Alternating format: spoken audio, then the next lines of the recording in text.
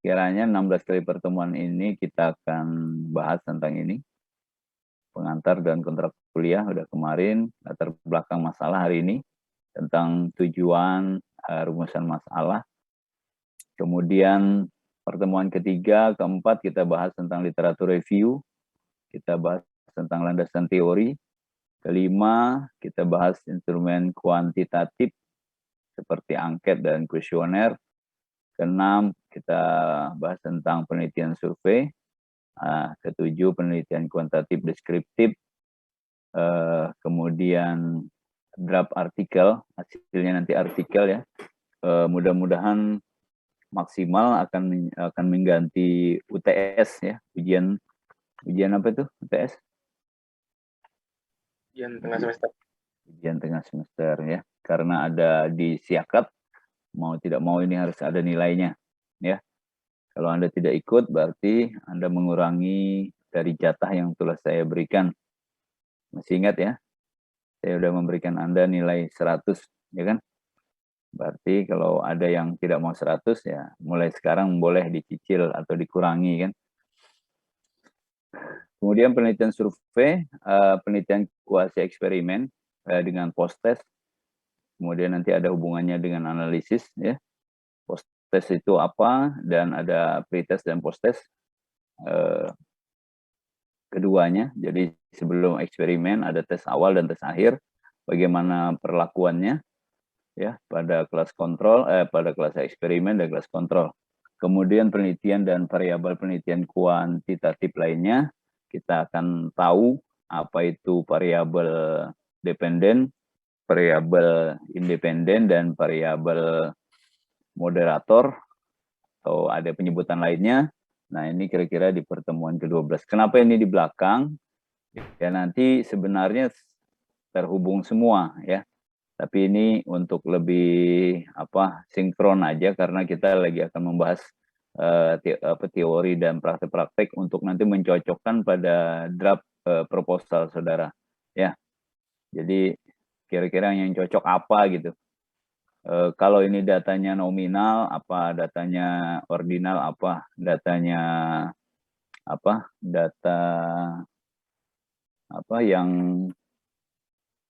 ada data ordinal, ada data nominal, ya, ada, kemudian kita juga akan membuat atau mengkaji tentang hipotesis penelitian sekaligus tentang SPSS. Atau sudah ada yang punya? Sudah tahu SPSS? Belum tahu juga? Belum, Pak. Belum ya? Ada yang sudah tahu ya? Oh, sekilas. Siapa itu? Saya nggak lihat orangnya nih. Sebut nama. Halo? Hadir, Pak. Tapi sudah ada. Nggak apa-apa. Saya hanya tanya nama kok. Ya. Tenang aja. Ya. Oke, terima kasih sudah ada yang kenal hipotesis penelitian SPSS. Nanti sebenarnya mulai eksperimen, mulai survei kita juga sudah akan terhubung dengan SPSS. Jika memungkinkan kita mulainya juga dari beberapa pertemuan ke depan ini udah akan mengenalkan SPSS ya, supaya agak sinkron antara nanti data dan analisis kita, supaya agak cepat gitu ya. Oke. Kemudian dalam analisis, ini yang berikutnya analisis kuantitatif, saya hanya mengenalkan regresi ya, atau two-way, dua jalur ya, atau satu jalur atau dua jalur. Kemudian bisa dengan ANOVA, dan MANOVA ya. Kalau Siti Nova lain ya, atau Nova Yanti. Ini ANOVA dan MANOVA. Varian, no varian ya. Sampai ke sini nanti akan kita coba udah membuat draft artikel ya, draft proposal. Jadi sudah ada judul, sudah ada proposal kuantitatif saudara. Apakah ini yang nanti bisa dipakai untuk skripsi atau tidak, itu belakangan. Yang penting dibuat dulu, ya. Jika nanti kalau menghendaki rekomendasi saya, bisa saya rekomendasikan ini layak atau belum layak, gitu aja ya. Kalau Pak ini layakkah punya saya gitu, atau gimana nih? Nah, itu nanti kita akan bahas kira-kira pertemuan ke-14, ke-15, dan ke-16 ya. Kira-kira 16 itu bisa ujian atau bisa kita masih ngobrol-ngobrol gitu ya. Tapi absennya ujian, memungkinkan gitu ya. Atau kalau enggak ya udah langsung absen aja. Absensi untuk UAS kira-kira ini akhir Desember. Sekaligus saya ulang tahun kan, nanti kita akan rayakan di Desember ya. Sama Natal ya. Kan saya lahirnya 25 Desember. Bisa dicatat ya. Oke. Ini bisa saya share nanti ya. Mau ya ini untuk kira-kira gambaran selama perkuliahan kita di materi kuantitatif ini. Oke, di sini udah ada ketua kelas. Iya, Pak. Ada ya. Ada wakil ketua kelas. Nggak ada ya. Sekretaris. Oke. Seksi kebersihan. Tanya semua dulu supaya agak segar dulu ya. Nanti kalau langsung ini, waduh, apa-apaan ini. Oke, kita mulainya. Aduh, nggak tega juga saya langsung mulai ya. Kalau kita belum on gitu. Oke, supaya on itu bolehkah saudara menyebut? Bentar. Ya.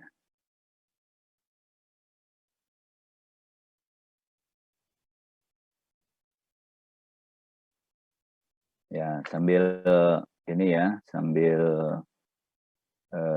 santai dulu, kita akan siapa yang masuk? Kira-kira kuantitatif itu seperti apa dulu ya?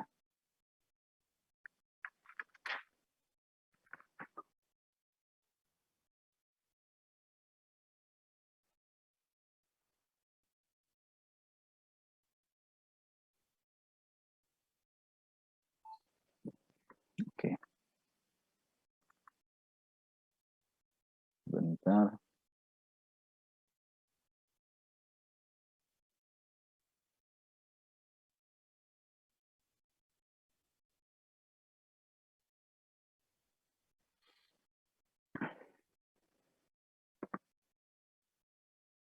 Ya. Oh, maaf. Coba kita masuk screen share lagi, boleh nggak? Nah, kira-kira kuantitatif itu apa? Ada yang bisa membantu saya? Kuantitatif itu apa?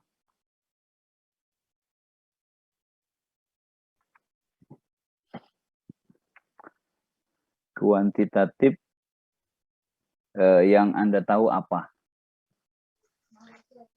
Data yang dinyatakan dengan angka, Pak.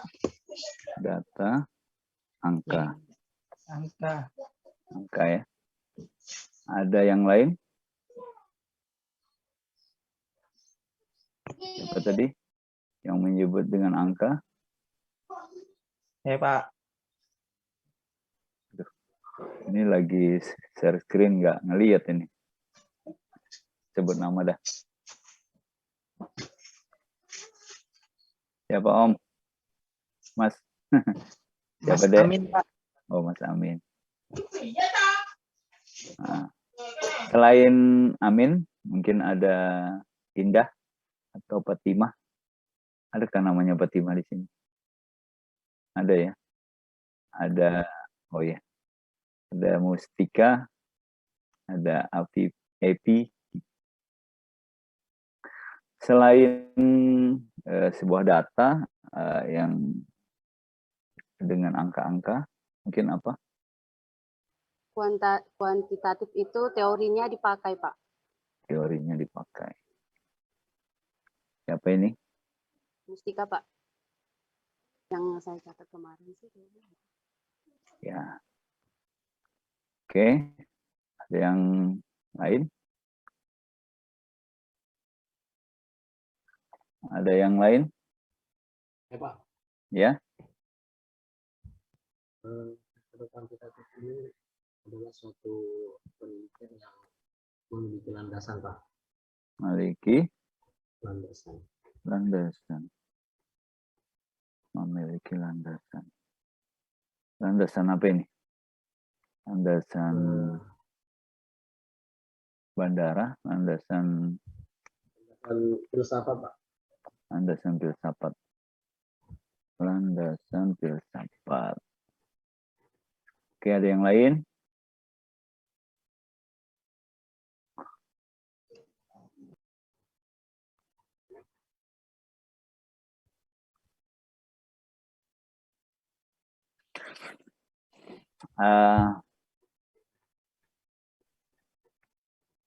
Ada yang lain? Halo, halo.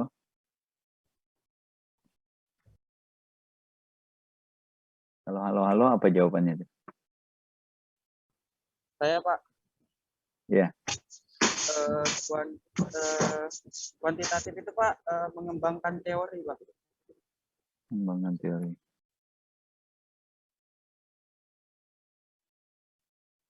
Pengembangan teori. Ya. Ada landasan filsafat.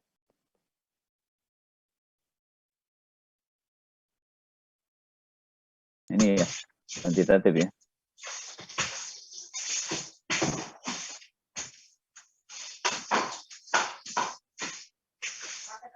Begitu ya.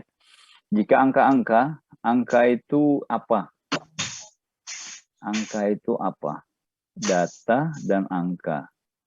Datanya berupa angka-angka. Angkanya angka seperti apa? Hasil ulangan, Ya. gaji,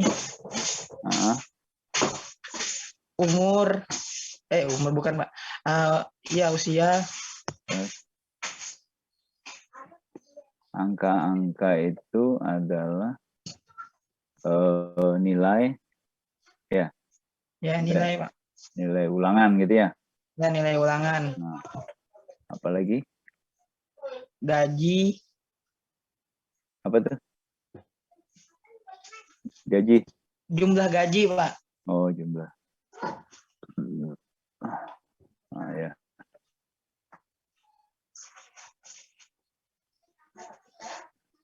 Apalagi? Nomor rekening. Lama pekerjaan Pak. Lama Rekening. pekerjaan. Oh, pekerjaan. Lama bekerja. Kalau lama bekerja, yang lama sekali senior berarti ya. Ya, Yang Pak. baru junior. Ada yang mau menambahkan lagi di bagian-bagian ini? Ini bisa kelihatan ya ini ya. Maksudnya saya nggak ngeluarin ininya, slide-nya. Biasanya kalau dengerin slide nanti kan langsung ada yang tidur lagi. Ya, ya saya nyanyi-nyanyi gitu jadinya. Nah, kalau ini kan sama-sama kita berpikir dulu ya. Ya, walaupun berpikir nggak ketemu ya ketiduran juga.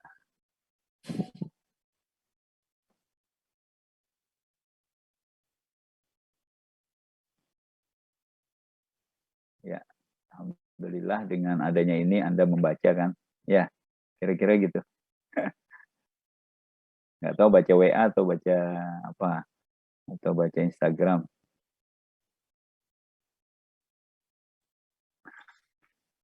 Nah, saudara sekalian, bagian-bagian yang Anda sebutkan ini adalah memang bagian-bagian dari kuantitatif. Ya. Penelitian kuantitatif, dia kecenderungannya memiliki ciri yang khas itu dengan angka-angka, data-data dengan angka, dan dianalisis dengan statistik. Apakah dia statistik parametrik atau dengan statistik non-parametrik. Apa itu? Nah, apa itu statistik? Mungkin Anda udah dapat mata kuliah statistik ya? Sudah ya? Nah, Sudah Pak, kemarin dibahas sedikit. sudah itu kalau udah dapat enak lah ya. Nanti akan apa itu statistik parametrik atau statistik non parametrik, bagaimana langkah-langkahnya dan sebagainya ya. Itulah yang identik dengan kuantitatif. Maka banyak teman-teman kita yang alergi dengan ini ya. Saya katanya, aduh kalau hitung-hitungan nggak bisa Pak, saya maunya kualitatif aja. Kualitatif aja. Nah, tapi ada juga yang suka dengan ini. Dia nggak bisa menghitung padahal, tapi dia jago SPSS. Ngapain dihitung lagi? Sudah ada alat untuk menghitung, ya. Saya terakhir juga ini ngirim artikel ke mana ini ya, ke Amerika. Artikel itu ada statistiknya, ada uji kuantitatifnya.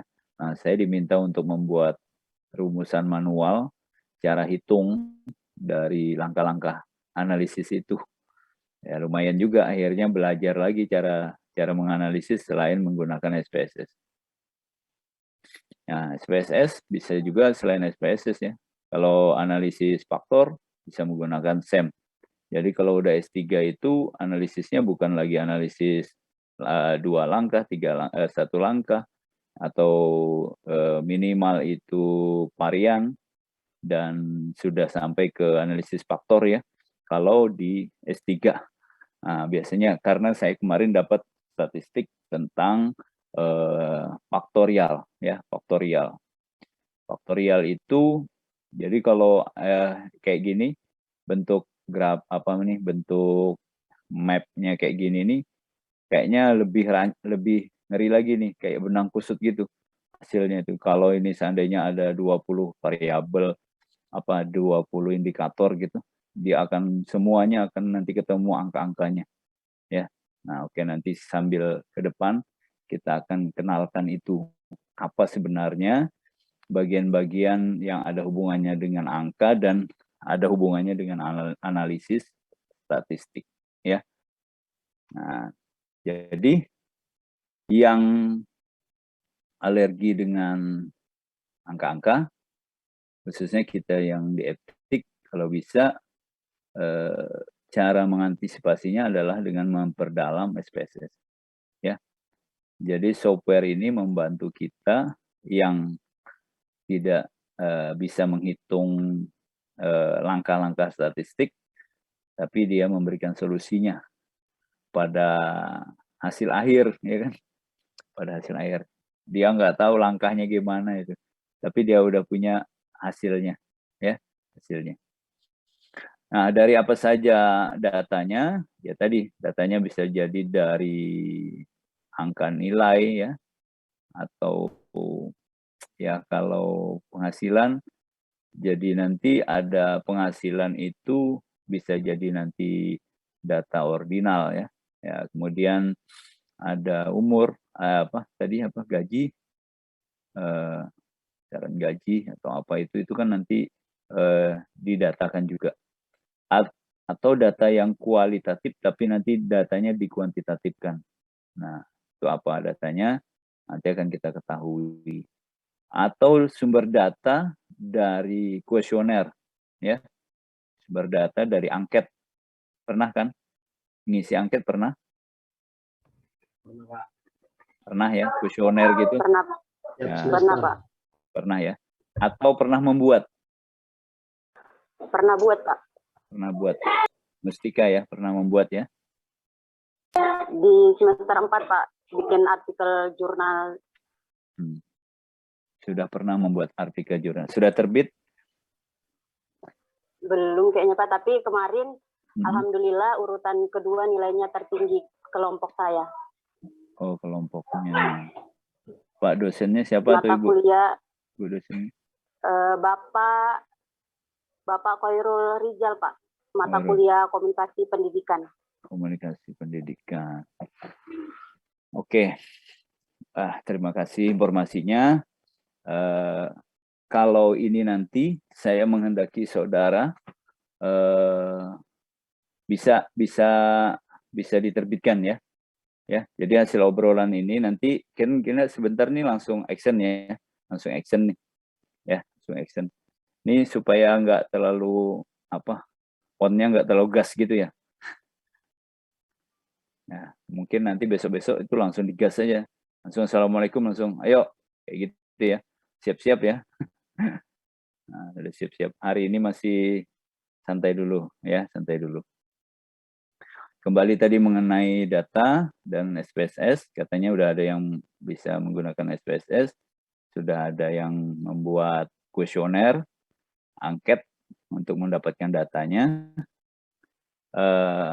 Gimana langkah-langkahnya nanti mungkin tanya yang sudah pernah membuat, atau saudara yang pernah membuat, atau perlu dipandu lagi boleh.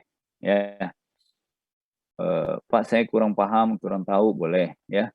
Namanya kita belajar, ya yang nggak tahu ya ditanyakan, nggak tahu ya perlu diperdalam gitu ya.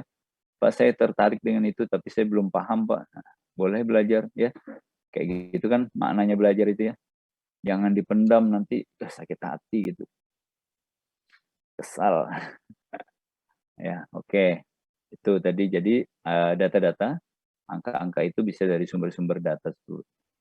Nah saudara sekalian, apakah data dari wawancara bisa?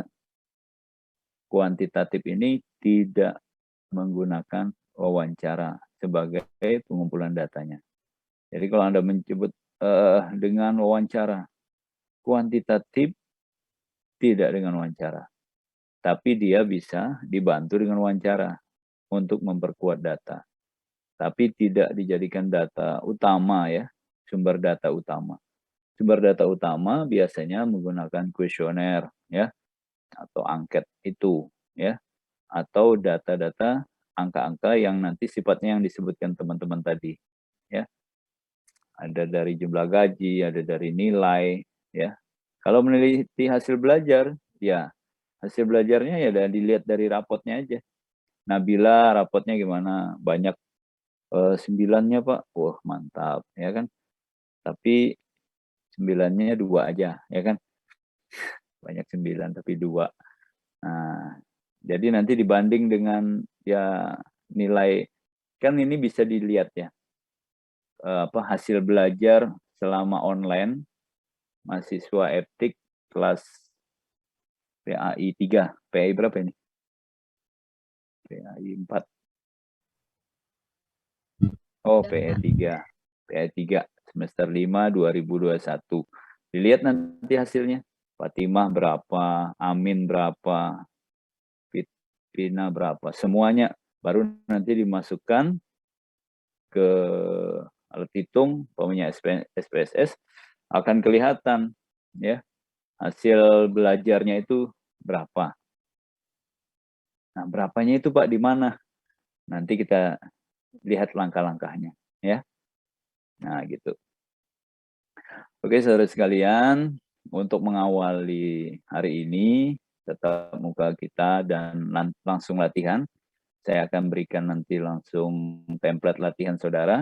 Hari ini mengerjakan, pekan depan dikumpul. Ya, pekan depan ada lagi tugasnya, dikumpul lagi. Ya, kumpulnya melalui WA group dan tidak ada yang menyontek dan tidak ada yang kopas-kopas. Ya, kopas itu nanti reviewnya merah gitu. Saya beri angka merah, warna merah. Ya, saya nggak tahu juga, cuma saya beri merah aja.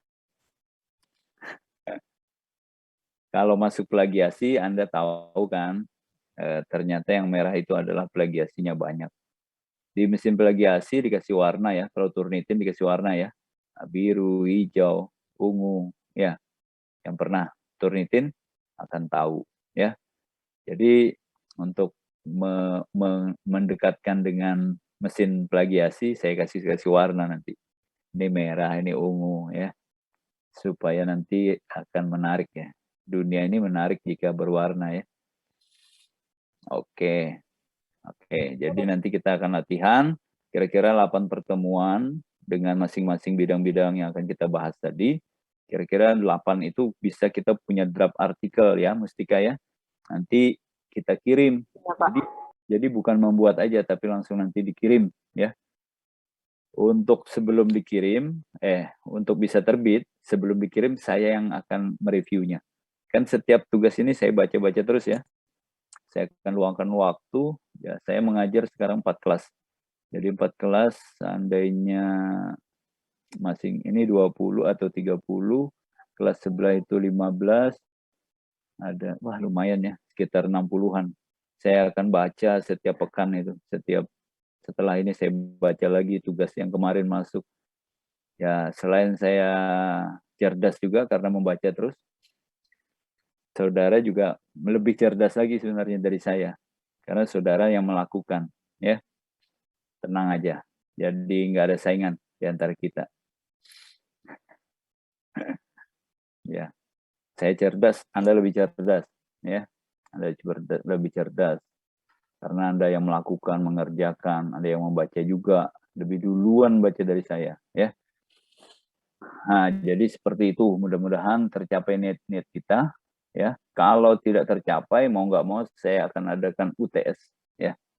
Jika kelas ini tidak menerima tawaran saya, ya, dan tidak mengikuti yang terbaik, kita akan adakan UTS. Dan yang terbaik dari review-review saya, bisa saya rekomendasi untuk langsung diterbitkan. Bukan diterbitkan, disubmit, dikirim gitu, minimal ke jurnal saya. Saya kan ada punya jurnal, ya. Nah, itu. Jadi kan nanti bisa terbit di tempat kita. Gimana caranya?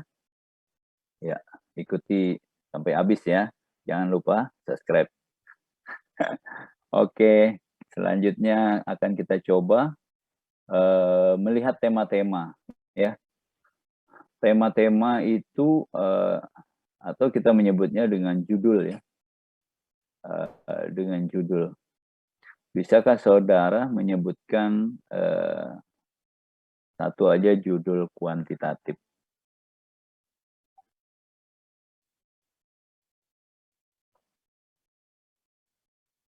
Bisakah?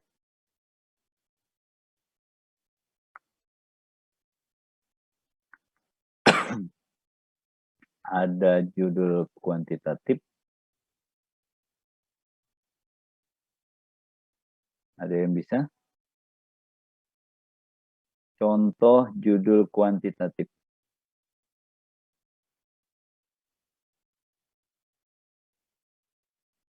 Judul kuantitatif.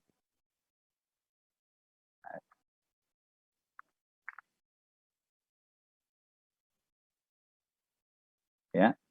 1, 2, Mustika, Fatimah, Indah. Saya sebut semua nih, 30 orang ini. Nabila, Epi, Hijatul, Andriana, kok perempuan semua yang muncul, ya? Julianda, Putri, laki-laki juga ada nih. Rafiq, Ilmi, Fatimah, Amin. Apa ya? Ya. Pak, pengaruh hasil belajar Pengaruh hasil belajar pada model pembelajaran problem based learning. Model pengaruh hasil belajar, ya. Ya, Pak. Belajar pada model problem based learning. PBL, ya. Nah, oke, terima kasih Mas Amin. Ada yang lain? Kan saya new, ya. Sebut nama siapa? Yapi, Pak. Muhammad Nuril Yapi, Pak.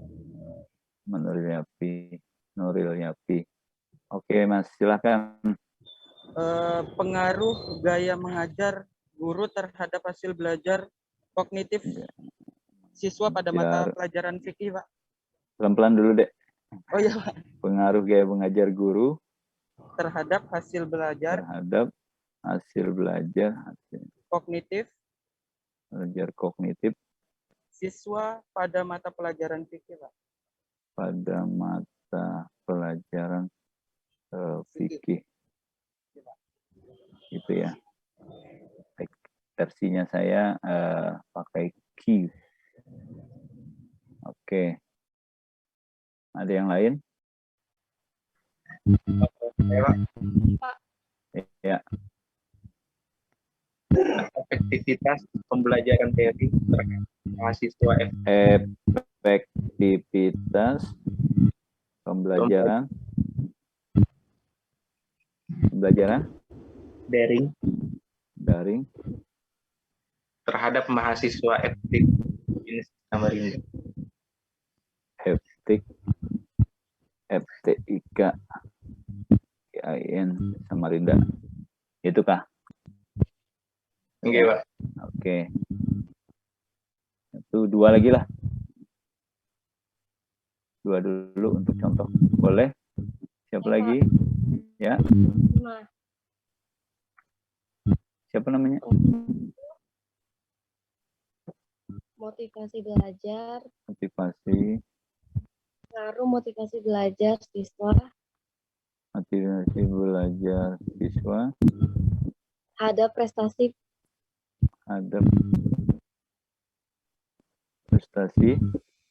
belajar agama di sekolah dasar. Terhadap prestasi Belajar agama di sekolah dasar.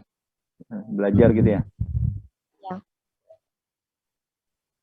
Di sekolah dasar? Ya.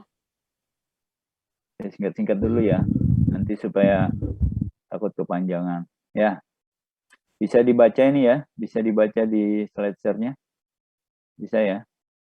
Yang pakai HP mau nggak mau dekatkan matanya, kalau perlu nyentuh. Bisa ya, bisa dilihat ini. Pengaruh hasil belajar pada model PBL. Pengaruh gaya mengajar guru terhadap hasil belajar kognitif siswa pada mata pelajaran fikih. Efektivitas pembelajaran daring terhadap mahasiswa FTIK IAIN Samarinda. Motivasi belajar siswa terhadap prestasi belajar di SD, di sekolah dasar ya. Nah, ini contoh-contoh judul yang sudah diserahkan oleh teman-temannya ya, yang diserahkan saudara. Nah, sekarang coba kita kritisi judul ini ya dalam versi kuantitatif.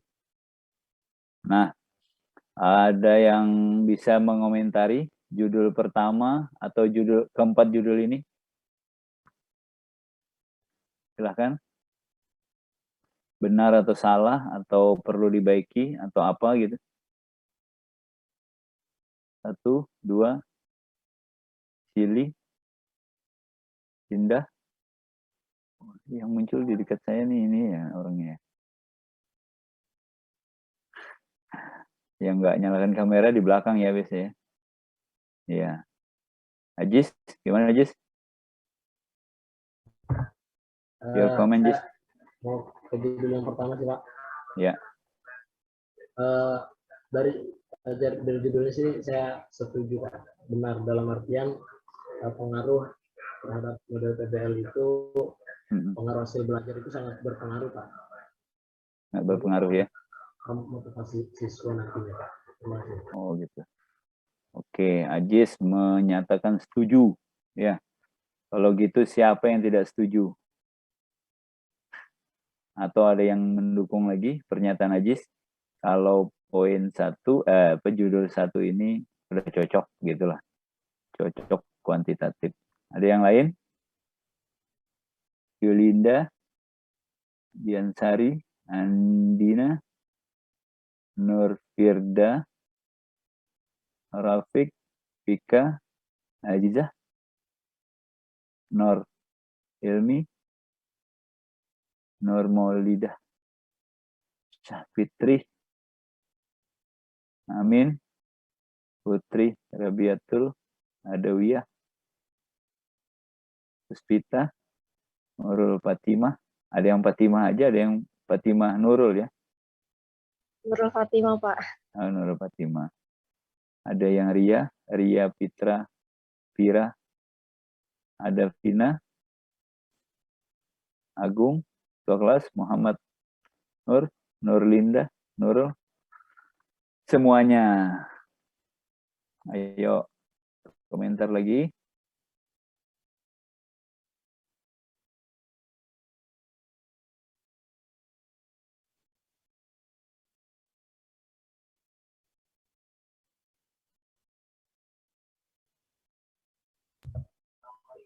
Ada yang selain nomor 1 mungkin mau dikomentari? Atau ini masih mimpi atau ngantuk gitu atau apa? Kok nggak komentar? Atau belum telepon-teleponan? Belum tanya-tanya kabar buat sayangnya kah? Atau gimana? Belum ya? Masih pagi, Pak. Kayaknya udah dapat WA, kabarnya baik-baik. Gimana? Oke. Saya coba ya, saya nggak tahu juga ini. Perhatikan ini, layarnya sini ya. Pengaruh hasil belajar pada model PBL. Ya. Jadi, kalau mau direvisi,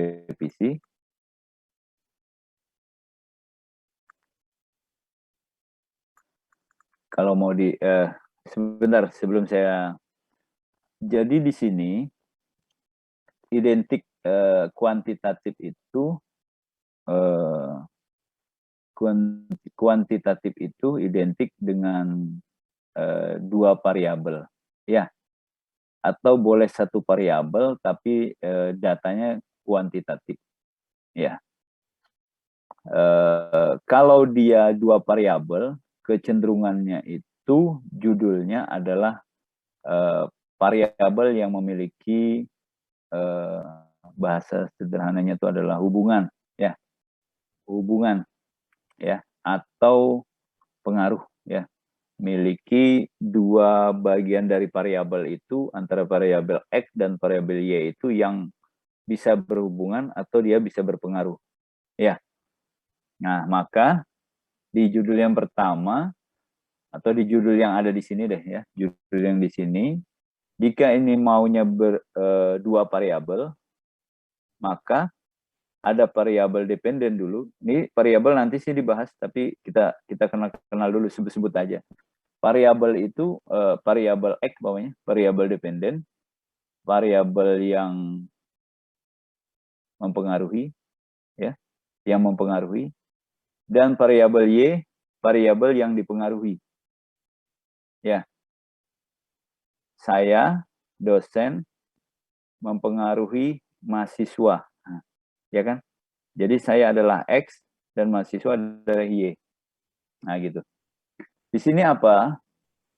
Kalau dilihat di sini pengaruh hasil belajar. Kira-kira hasil belajar ini mempengaruhi enggak? Harusnya hasil belajar itu adalah dipengaruhi. Ya kan? Ya. Berarti judul ini terbalik. Ya kan? Harusnya pengaruh model mengajar terhadap hasil. Model PBL terhadap hasil belajar. Terhadap hasil. Nah, gitu ya. Nah, jadi ini udah tepat ini kalau judul kuantitatif. Yang ini perlu direvisi ya. Jadi judul kita adalah pengaruh model PBL terhadap hasil belajar. Otomatis yang di bawahnya juga yang kurang pas kita sesuaikan. Bagaimana di sini? Berarti yang kedua gimana? Yang kedua udah tepat ya. Pengaruh gaya mengajar guru terhadap nih, ada kata-kata terhadap ya. Terhadap ini menandakan adanya 2 variabel ya. Hasil belajar kognitif siswa pada mata pelajaran fikih. Nah, ini berarti udah pas. Ya. Efektivitas pembelajaran daring ini maunya kuantitatif, tapi ada variabel, dia maunya satu variabel, tapi ada identitas dua variabel gitu, karena ada terhadapnya. Ya. Maka kalau mau satu variabel tapi dia kuantitatif, yang ininya dihapus, ya, terhadapnya dihapus, ya, terhadapnya dihapus, ya, terhadapnya dihapus, yang ininya. Jadi judulnya adalah efektivitas pembelajaran daring mahasiswa etik YN Samarinda. Ya, efektivitas pembelajaran daring, ya, pada mahasiswa. Jadi pada atau bagi mahasiswa, ya. Jadi bukan terhadap, kecuali di depannya nih, pengaruh pembelajaran daring terhadap hasil belajar mahasiswa etik semester 5 ruang A PAI, ruang 3 PAI 3, ruang PAI 3. Nah, itu sudah masuk dalam dua variabel. Yang ketiga, yang keempat, motivasi belajar siswa terhadap prestasi. Kalau mau ini dipakai, berarti ditambah pengaruh motivasi belajar. Kenapa pengaruh, Pak? Kenapa? Ya itulah kualitatif, kuantitatif. Ya. Karena kita mau menghubungkan atau mencari apa istilahnya itu ya, paradigma yang muncul nanti atau hasil yang akan dilihat itu dari variabel yang memberikan pengaruh atau variabel yang variabel dependen namanya, terhadap variabel independen, ya, hasil terhadap variabel yang dipengaruhi. Kalau mau ditambah, ini boleh jadi pengaruh atau boleh menjadi hubungan, ya. Jadi pengaruh atau hubungan.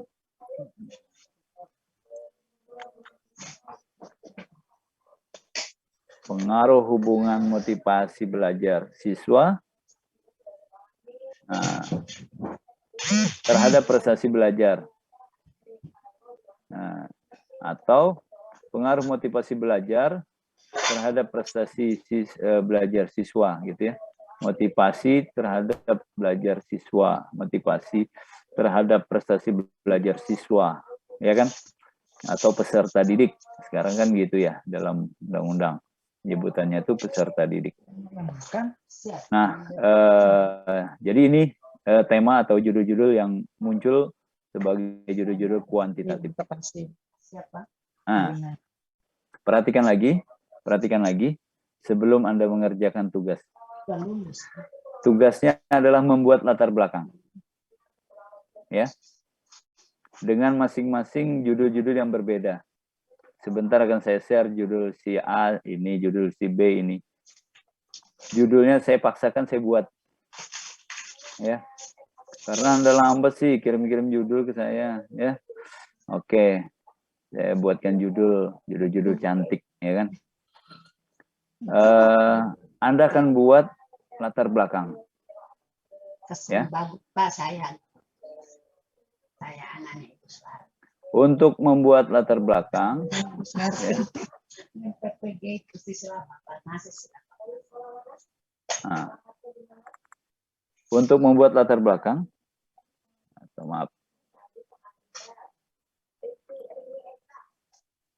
atau sebentar, oh ya, ada yang mau bertanya dulu?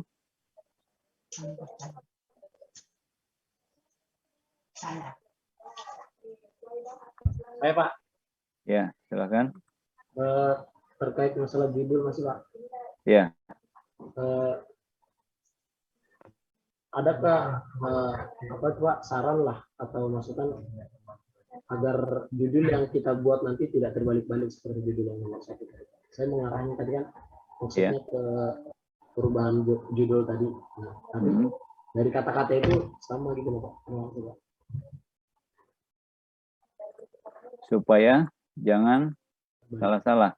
Ya, misalnya kan tadi model pengaruh pembelajaran terhadap model PBL. Oke. Jadi kata kuncinya nanti akan sampai kita pada jenis-jenis variabel ya, jenis-jenis variabel. Nah, kalau dia kuantitatif ya, kayak kita yang bahas ini, kecenderungannya adalah membahas pada bagian variabel, pada bagian-bagian ini dengan variabel itu kecenderungannya 2 ya, cenderungannya 2. Memiliki 2 atau 3 atau 4. Di tesis disertasi saya itu 4 variabel ya. 3 variabel ya. 4 variabel ya, 3 variabel ya, saya 3 variabel. Nah, untuk membuat variabel itu kata kuncinya di tengah itu ada terhadapnya. Ya, terhadapnya ya. Terhadap ini menandakan apa? Ada yang dipengaruhi atau yang terkena pengaruh, gitu ya. Atau ada yang memberi perlakuan dan ada yang dikenai perlakuan. Ya, itu yang bisa dipahami sederhananya gitu. Nah, jadi apa saja komponen-komponen itu ya? Ya, saya membaca dalam buku ini profesor saya. Di sini ada variabel ya. Jadi dalam buku ini sebenarnya ada menjabarkan variabel yang dikatakan dengan variabel itu apa, kemudian variabel dependen dan independen itu apa, dan apa saja yang bisa dimasuki dengan variabel-variabel itu. Ya. Nah, karena ini sebenarnya nanti kita bahas, tapi nggak apa-apa karena ada yang bertanya, saya singgung dulu ya. Nah, variabel yang di depan itu, atau variabel dependen itu, atau variabel X ya biasanya ya. Nah, X itu adalah, sebentar ya.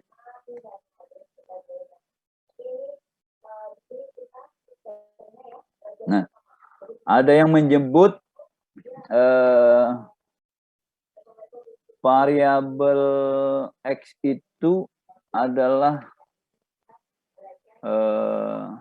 seperti variabel kondisi ya.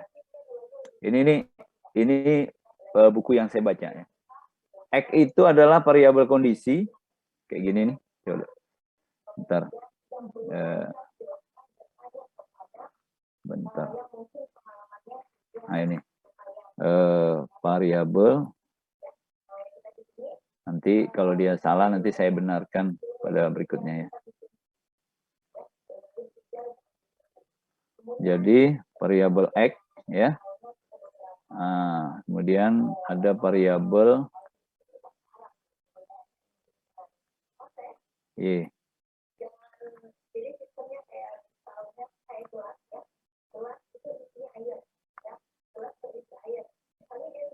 Nah, kayak gini ya. X dan Y. Ya. Nah, biasanya gini deh, agak jauh ya. Ini yang mempengaruhi, ini yang dipengaruhi. Ya gitu ya. Nah, apa saja yang di X ini ada yang menyebut di sini adalah kondisi. Nah, di sini adalah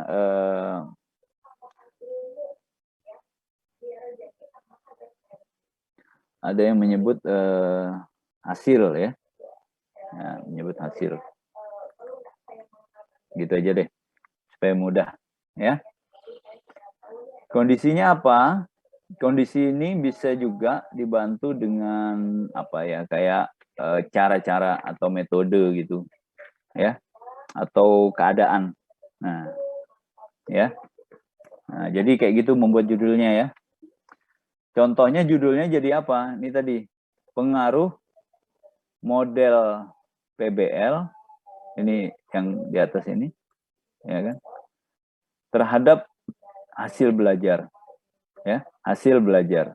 Hasil ini maksudnya bukan hasil belajar, maksudnya yang dikenai itu nanti akan berupa hasil gitu.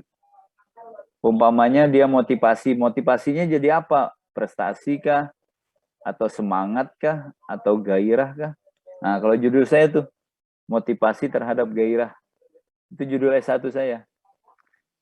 Pengaruh motivasi dosen terhadap gairah belajar mahasiswa STN Samarinda. Nah, jadi saya teliti motivasi dosen terhadap mahasiswa itu apa dan gairah belajarnya itu seperti apa hasilnya, ya kan, hasilnya. Nah, saudara sekalian, perhatikan. Jadi ada minimal dengan sebutan kalau ditanya, judul Anda ini ada berapa variabel? Biasanya itu kalau di terbiat ditanya. Anda ini punya judul berapa variabel? Kalau ada kata-kata terhadap, ya ini bisa muncul nih ya. Berarti itu 2 variabel. Ya. Nanti saya bantu. Kalau yang ini berarti efektivitas pembelajaran daring pada mahasiswa eptik. Ini bisa menjadi kuantitatif ketika di dalamnya menyatakan bahwa ini dengan pendekatan kuantitatif, ya, atau jenis kuantitatif. Nah, tapi identik yang bisa dilihat secara mata di luar ini adalah yang 2 variabel ini, ya, hubungan umpamanya atau perbandingan kalau penelitian komparatif ya. Perbandingan metode ceramah dengan metode PBL terhadap hasil belajar siswa SMK 4 Samarinda. Itu kan membanding 2. Atau perbandingan metode ceramah dan metode PBL pada SMK 2 Samarinda. Dia hanya membanding itu aja. Ya. Nah, itu kuantitatif. Nanti ada alat ukurnya. Bagaimana membandingkan itu? Nah, yang umum-umum pengaruh, hubungan, ya. Ya, namanya di dunia kuantitatif seperti itu. Supaya nanti kita bisa ketemu angka-angka. Ya. Nah, gampangnya dipahami gitu. Supaya ketemu angka-angka. Kalau nggak ada hubungan-hubungan ini nggak bisa ketemu angka nanti kita. Ya. Nggak ada pengaruh, nggak bisa ketemu angka-angka kita. Ya, bisa seperti itu ya. Yang bertanya tadi siapa? Bisa mungkin dipahami? Iya, Pak. Oke, terima kasih. Jadi, buat dulu kondisinya, baru Anda pikirkan hasilnya. Gitu ya. Jangan hasilnya kayak tadi, tapi baru Anda pikirkan kondisinya. Jadi meneliti hasil, kok hasil? Emangnya hasil memberikan pengaruh kah? Atau diperlakukankah? Memperlakukankah dia? Nah, ternyata bukan. Harusnya dia kondisi dulu baru hasil. Bisa pahami ya? Y-nya itu dan Y-nya tadi adalah yang mendapat pengaruh atau yang mendapat hasil atau bagian dari hasil ya. Saya menyebutnya hasil. Ini dari buku ini ya. Dari buku ini sebenarnya panjang penjelasannya itu ya. Variabel dalam kuantitatif. Tapi saya ringkas supaya bisa kita paham secara cepat gitu untuk membuat judul. Oke, saudara sekalian yang berbahagia, kira-kira sudah ada gambaran ya tentang judul? Sudah ada ya? Kalau saya minta lagi buatkan 1, bisa ya? Sudah bisa? Kuantitatif? Bisa? Iya. Saya bertanya, Pak. Boleh.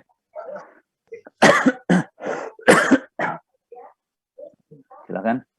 Kalau dari segi penulisan sendiri judul itu kan kita anggap sebagai jendela pembaca. Ya. Anggap itu kita membuat judul itu sehingga pembaca nanti itu merasa tertarik. Jadi merupakan poin utama kalau saya katakan terhadap isi sebuah buku. Ya. Dari judul sendiri itu apakah ada persyaratan misalnya minimalnya berapa, maksimalnya berapa dari segi katanya. Karena saya menjumpai beberapa skripsi itu judulnya terlalu panjang, sehingga saya merasa malas juga baca isinya gitu. Apa mungkin ada kayak peraturan dari segi kepenulisannya aja, Pak? Oke. Terima kasih, pertanyaan yang bagus. Mungkin ada yang pengen membantu saya menjawab ini? Ada yang tahu? Atau pengen membantu menjelaskan? Judulnya panjang-panjang, nggak menarik, gitu kan? Judulnya kayak nggak sensi gitu, atau judulnya kayak apa ya? Nggak menarik dibaca lah gitu ya? Ya, gitu Gung ya. Iya, Pak. Nah, oke. Trik-trik kita membuat judul, saya belum jawab itu ya, belum jawab panjang apanya. Trik-trik kita membuat judul, carilah judul-judul yang terbaru. Ya. Jangan judul-judul yang ketinggalan zaman. Judul motivasi, aduh itu motivasi itu sudah dari tahun 50-an. Saya aja meneliti nih tahun 19 berapa nih, motivasi juga. Sekarang udah, Pak, apa sih yang terbaru? Nah, tentu yang terbaru adalah bagaimana kita membaca bagian-bagian terbaru. Contoh ya, kita mendekati pembelajaran abad 21, ya kan? Abad 21 itu apa aja? Ada 4C itu loh, ya. Critical thinking, communication, ya. Kolaboratif, ya. Atau metode-metode atau model-model pembelajaran terbaru. Ya. Jadi agak menarik kan jadinya kan? Nah, atau apa ya? Yang kira-kira lagi tren dibicarakan lah di pembelajaran atau di dunia pendidikan pada saat ini yang ada hubungannya dengan pembelajaran itu yang perlu kita ambil ya. Kemudian bagaimana membuatnya? Saya tidak paham ya kalau di tarbiyah, tapi ada yang saya dapat di tempat saya dulu, pokoknya di S3 itu, kita itu tidak dibenarkan membuat judul itu ada tempatnya. Umpamanya kalau di sini kan pada SMK 2, desa ini, kecamatan ini, kabupaten ini, provinsi Kalimantan Timur, Indonesia. Itu kan yang panjang Gung ya, panjang betul jadinya. Semua keluarganya dibawa. Nah, kalau di tempat kami yang dahulu, tidak perlu sampai ke situ. Ya, kayak judul saya, pengaruh creative learning dan user experience terhadap pemahaman konsep dan aplikasi konsep. Gitu aja. Saya tidak menyebutkan mata pelajaran apa, tidak menyebutkan apa. Nanti orang akan bertanya kan, akan masuk gitu. Seret, baca, apa sih ini? Kayak gitu. Tapi di tempat kita ini beda-beda dosen, beda-beda dan PTK-nya pedoman karya tulis ilmiahnya ya masih ya menghendaki ada penjelasan itu. Kalau bisa diikuti aja dengan identitas yang tidak usah terlalu panjang, anak cucunya dibawa semua. Kalau perlu cukuplah di Samarinda, itu cukup sudah kan? SMK 2 Samarinda. Nah, cukup. Nggak usah desa Genting Tanah, Kecamatan Kembang Janggut, Kabupaten Kutai Kartanegara. Waduh, semuanya dibawa jadi judul ya. Dari tempat lahir neneknya, tempat lahir mamanya, ada semua. Nah, kalau bisa disingkat saja ya.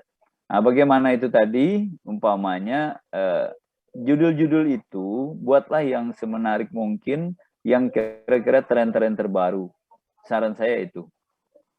Karena kita ini memperbaharui terus ya. Saya itu membuat tulisan tentang creative learning atau pembelajaran kreatif. Dalam teori-teori di Indonesia atau tulisan di Indonesia belum ada itu. Belum banyak. Belum banyak. Pembelajaran kreatif siapa sih? gimana sih pembelajaran kreatif? Nah, belum, ternyata memang itu ya dibahas di luar itu, ya banyak di luar. Jadi mau nggak mau saya baca, menerjemahkan kata per kata dari tulisan-tulisan dari luar, buku-buku dari luar. Saya punya bukunya, akhirnya punya bukunya seperti ini nih, tebalnya. Ya, handbook, ya, ini. Nah, mau nggak mau saya cetak ini, saya cetak. Jadi dia menulis tentang ini, ya, handbook tentang creative learning, ya, creative learning. Nah ini nih, supaya saya dapat yang keren itu, Gun, ya, supaya dapat yang keren itu, ya. Sedangkan tulisan saya, kalau saya menulis, pasti akan diterima karena masih tren, ya, masih tren atau masih terbaru lah. Ya. Nah itu ya, itu triknya, ya. Kalau di zaman saya motivasi ini masih rame, masih baru lah di dunia Indonesianya style IAIN itu. Ya, jadi masih hangat-hangat gitu. Nah, sekarang sudah, pokoknya di tempat saya kalau teknologi udah bicara augmented, bicara robot, bicara tentang multimedia, ya sudah bicara yang yang baru-baru lah, ya gitu ya, baru-baru. Nah, jadi buatlah yang seperti itu yang menarik, ya. Kira-kira hanya baru 2-3 yang keluar. Nah, itu yang Anda teliti gitu ya. Maksudnya supaya lebih menarik, ya. Ya, kenapa diterima? Karena memang nggak ada, Anda udah menyerah, bisa 2-3 judul masuk, udah dicoret-coret, ya itu juga judulnya, diterima aja sudah. Daripada ini nanti gantung diri ya, kayak di kampus mana tuh. Gara-gara menyelesaikan skripsi gantung diri katanya. Itu kan dosen-dosen menghindari. Jadi Anda tinggal ngancam aja, Bu, jangan Anda diterima, Bu, nanti saya bunuh diri, Bu. Nah, itu diterima tuh, ya. Oke, candaan. Cuma jangan pakai ilmu itulah, ya. Oke, jadi cari-cari yang terbaru. Nanti bagaimana cara mencari yang baru? Ikuti episode berikutnya, ya. Ikuti episode. Ini kan 16 episode kita, ya. Oke. Sekarang kita bicara tentang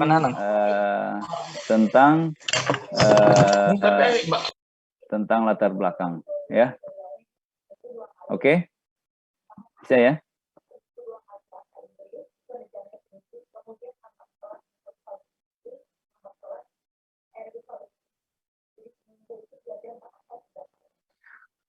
Anda pernah membuat latar belakang? Pernah ya? Apalagi kemarin bikin artikel gitu, ya kan? Udah pernah ya? Bisa tunjukkan ke saya? Masih kebanyakan kopas Pak kalau saya bilang. Ya, banyak kebanyakan kopas. Oke. Saya bantu aja deh dulu ya. Nah, sekarang coba. Ini trik dari saya. Ya. Trik diperhatikan. Ya. Untuk dapat membuat latar belakang, ya, kita buat latar belakang, ya. Untuk latar belakang kita membuatnya dari variabel Y dulu, ya, baru variabel X, ya. Ya, trik pertama, mulai dari Y baru X. Ya, kalau judulnya gini, pengaruh hubungan motivasi,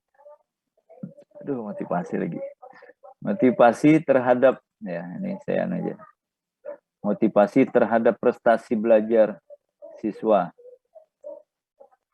ya, SD. Nah, SD 001. Nah, ini yang bisa beranak itu. 01 Desa Samarinda Ilir, Kecamatan sampai Provinsi Kalimantan Timur. Itu kan panjang. Oke, di sini yang dimaksud dengan Y adalah variabel independen. Ya. Ini, ya. Ya, berarti yang variabel Y, variabel X-nya adalah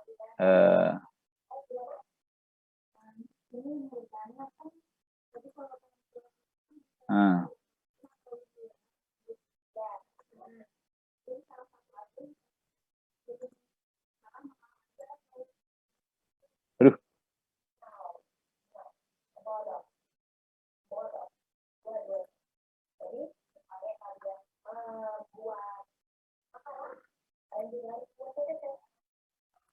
Aduh. Salah ya. Ini ya. Nah, gitu ya. Diawali dulu yang merah ya.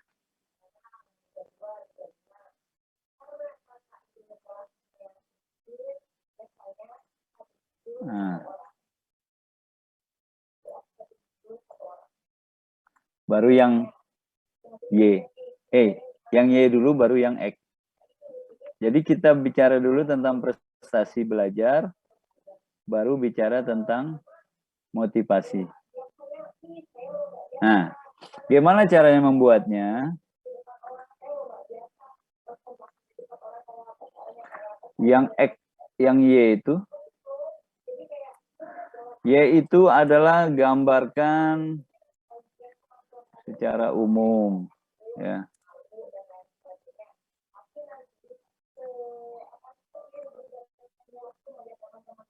Yaitu gambarkan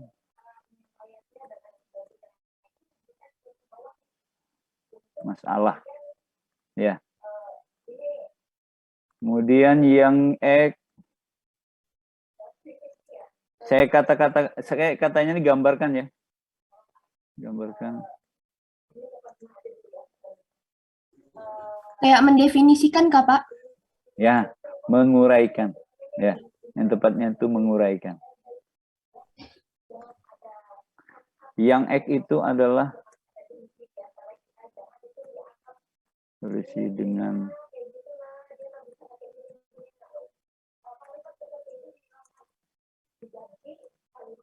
pilihannya.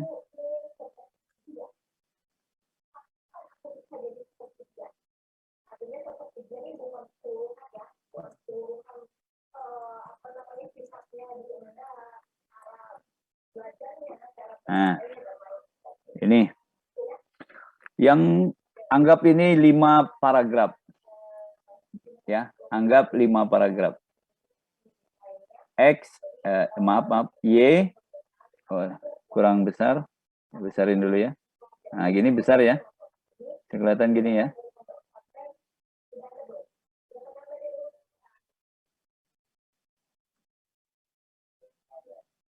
Nah, udah ya. Y, X, dan Y. Nah, ini cara praktis membuat latar belakang. Supaya nggak kopas-kopas. Ya, Jisnya. Ya, Gung. Ya kan? Pak. Nah, itu. Ini triknya dari saya. Saya maksudkan dengan gambarkan itu adalah menguraikan. Ya, menarasikan. Y-nya bagaimana? Ya, Y itu secara umum. Secara umum dulu, nanti menjadi secara khusus. Contohnya adalah prestasi. Kalau ada judul gini, judul seperti ini, perhatikan. Judul ini ya, ini judulnya. Pengaruh motivasi terhadap prestasi. Apakah Pak boleh ini Pak kita bicara tentang pendidikan, tentang... Ya, kalau menurut saya, nggak usah lagi kita bicara tentang pendidikan ini. Ya. Jadi di paragraf pertama, langsung aja. Pembelajaran itu ya menentukan hasil atau prestasi belajar. Atau membuat sebuah prestasi belajar. Prestasi belajar adalah apa? Ya kan? Gambarkan dulu prestasi belajar ini. Ya. Biasanya gambarkan dengan apa istilahnya di sini?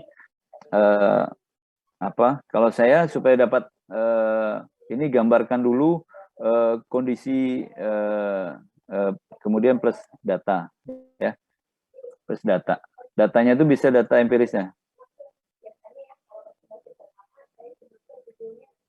Nah, kondisinya di kota Samarinda, banyak geografis, kondisi geografis. Di kota Samarinda itu prestasi itu meningkat, bagus, atau di sebuah sekolah itu malah prestasinya juara tingkat nasional, ya.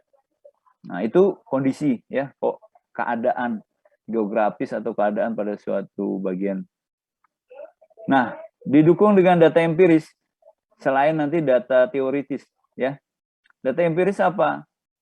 Menurut berita dari Kementerian Pendidikan bahwa memang di kota Samarinda itu ada prestasi yang tinggi pada sekolah level SMK, yakni adalah SMK 4. Itu dikutip dari kemendikbud.co.id go.id namanya. Berarti ada sumber yang nanti akan dikutip sebagai data empiris. Ya. Nah, kemudian ini kita belum membedah kalimat-kalimatnya, ya. Saya berikan dulu cara berpikirnya. Ya, mindset kita dulu, ya. Maksudnya kalau ini, saya ulang lagi, kalau ini 4 paragraf atau 5 paragraf. Ya, ini anggap paragraf pertama, paragraf kedua, ketiga, keempat, dan kelima. Seandainya hanya 5 paragraf. Ya. Ya, nanti kan saya suruh buat 5 maksimal 8, ya kan? Bisa didengar ini, bisa kira-kira diserap. Emangnya kami tanaman, Pak, menyerap. Nah, bisa diterima, ya, bisa dipahami. Gitu, ya. Bisa dipahami. Kondisinya gimana? Langsung aja kondisi tentang variabel Y-nya. Nggak usah pendidikan di Indonesia itu adalah, pendidikan di dunia ini. Udah judulnya loh, prestasi belajar. Bukan pendidikan abad 21. Gitu. Ya, kita hanya bicara tentang variabel prestasi. Apa saja prestasi itu, apa yang dikatakan dengan prestasi, kondisi-kondisi terbaik. Ya. Secara umum, jelaskan di paragraf pertama itu kondisi-kondisi yang baik-baik. Ya. Untuk mendapatkan masalah, ya. Untuk mendapatkan masalah, menggambarkan masalah, yang prestasinya tadi, prestasi yang positif, ya, bisa ditambahkan, dijelaskan di sini, ya, bisa ditambahkan, menjelaskan prestasi yang positif, bisa. Contohnya ya, di sekolah pada sekolah Madrasah Aliyah di kota Samarinda, prestasi siswa tercatat meningkat, ya, pada posisi di atas KKM atau prestasinya membanggakan, gitu ya, positif, ya. Banyak siswa yang lulus memasuki perguruan tinggi yang diidamkan, yang perguruan tinggi yang favorit, gitu. Itu kan indikator berhasilan, ya, positif, ya. Banyak orang tua yang bangga, nah itu bisa jadi. Guru-guru banyak memberi hadiah karena dia positif, ya, prestasinya gitu, ya. Biasanya kan dikasih hadiah, kasih beasiswa. Nah itu, ya, bisa nggak ketemu nggak kalau dia prestasi dan positif, ya. Nah, bagaimana menemukan masalah? Menemukan masalahnya dengan kita melihat ada kata tetapi, ya. Nah, atau namun, atau saya tanya, masalah itu sebenarnya apa? Ada yang tahu? Adakah tahu? Ayo. Suatu hal. Suatu hal? Dua hal? Salah satu hal yang mau dicarikan jalan keluarnya gitu, Pak. Mau dicarikan solusinya. Yang dicarikan cara keluar. Ada yang lain? Masalah. Fakta tentang keadaan, Pak. Fakta tentang keadaan. Fakta tentang keadaan. Ada yang lain? Saya, Pak. Ya. Suatu Nikita? konflik yang memerlukan suatu solusi. Nah, adanya konflik yang memerlukan solusi. Itu masalah. Ya. Satu keadaan, satu kondisi konflik yang memerlukan solusi. Ya. Oke. Itu masalah. Ya. Itu ya. Masalah itu terjadinya perselisihan antara fakta dan kenyataan, antara idealnya dan kenyataannya. Hari ini saya harusnya cerdas, tapi tidak cerdas. Karena saya malas belajar, maka saya tidak cerdas, ya kan? Harusnya saya cerdas karena udah semester 5, ya kan? Ya enggak? Tapi saya ini kurang cerdas. Kenapa? Masalah jadinya. Ya. Harusnya saya sudah bisa menulis artikel, tapi saya tidak bisa menulis. Nah, tetapi, ya, tapi. Berarti ada tadi kondisi yang menemukan solusi ya, ini kita ya. Ya kan?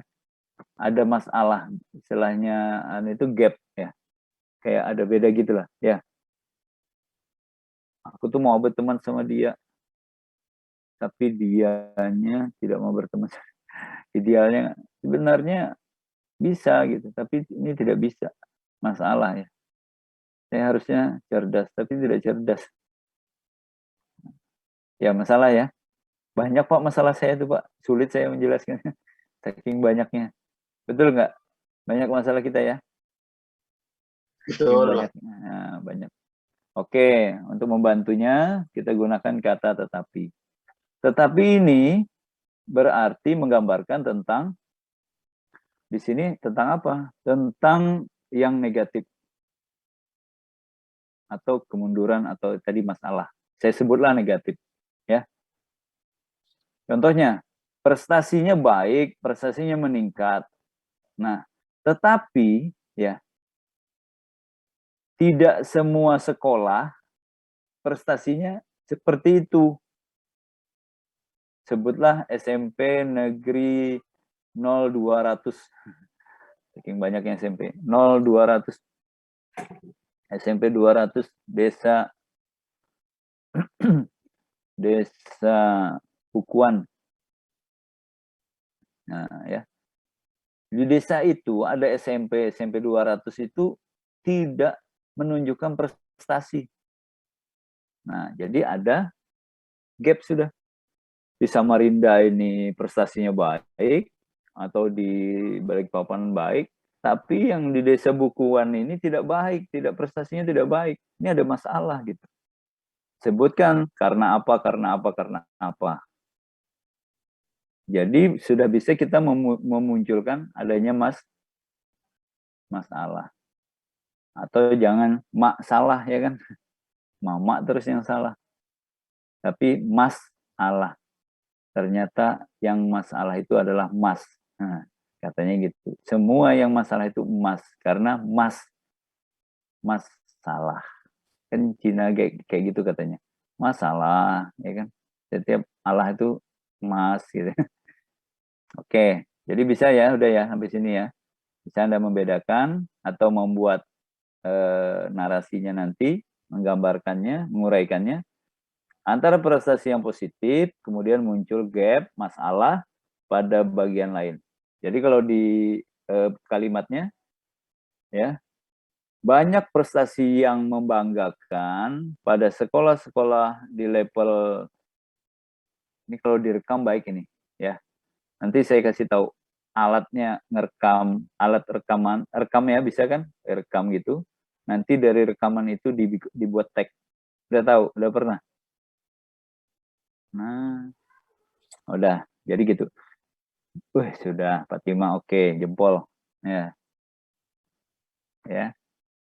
Nah, ini kayak gitu. Jadi ada hal-hal yang baru tuh jadi keren ya kan. Masa kita bicara yang oke ya. Nah, contoh tadi paragrafnya jadi gini, kalimatnya. Banyak prestasi yang bermunculan atau prestasi yang membanggakan di beberapa sekolah di Kota Samarinda.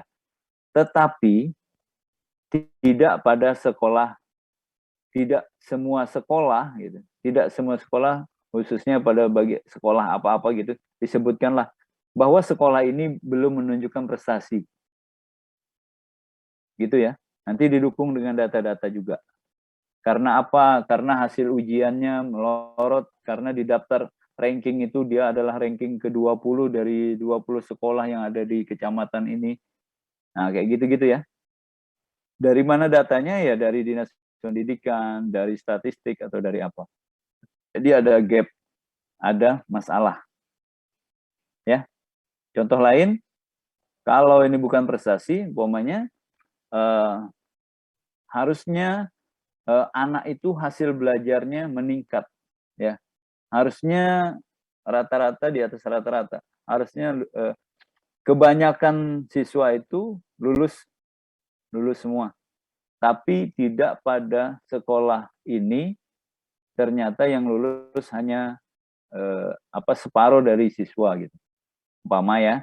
Nah, jadi itu kan ada masalah. Kenapa ini masih ada yang tidak lulus gitu? Atau separuh ini kenapa nggak lulus? Bisa jadi masalah gitu. Ya.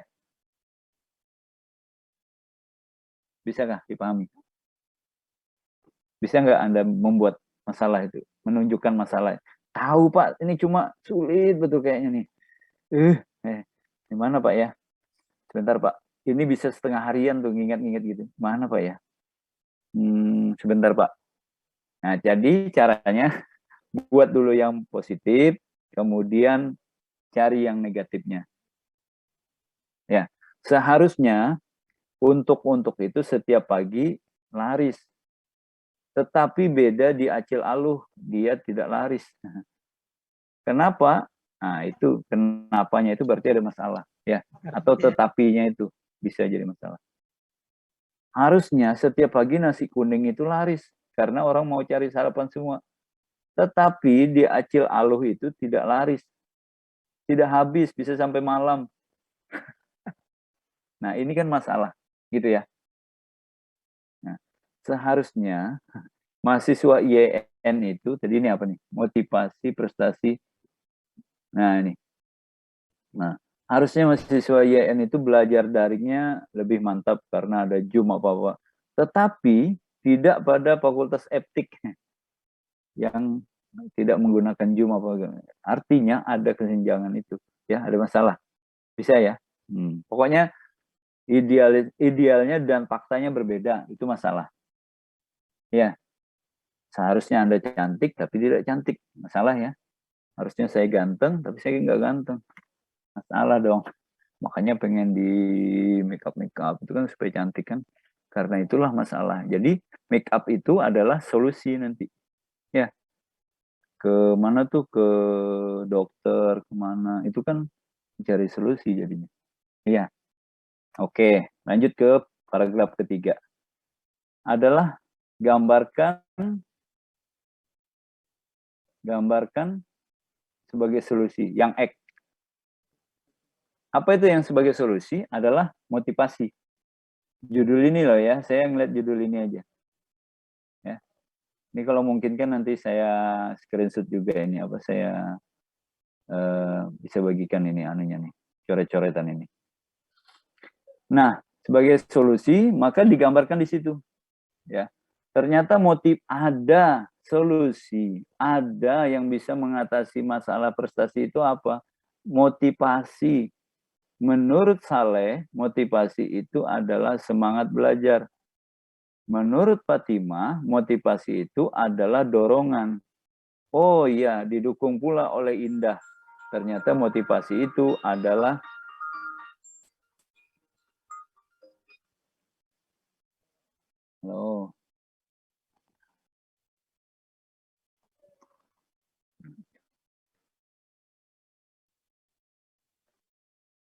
Ya. Oke, bisa gitu ya. Ada yang apa nih? Ada yang ingat? Ada yang kelupaan? Saya catat. Oh, ternyata, nah, ternyata motivasi itu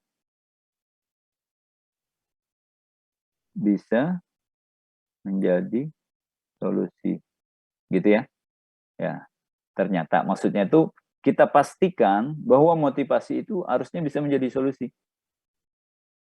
Bisa menjadi solusi terhadap prestasi tadi.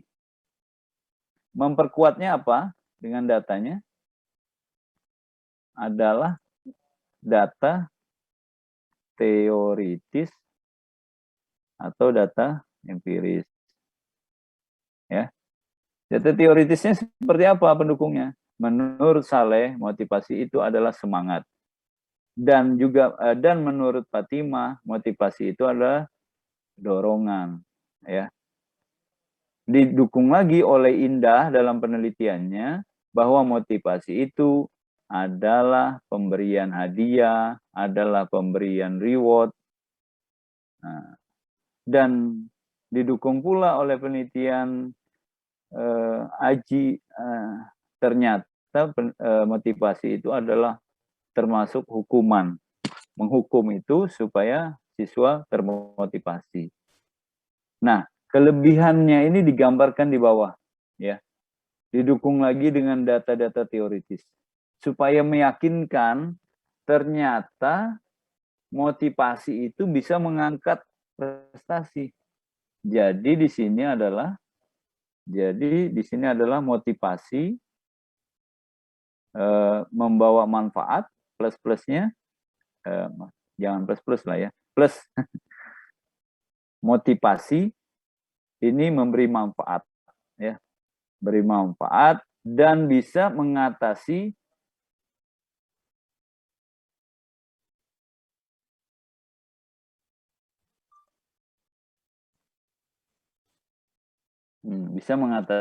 prestasi belajar, ya.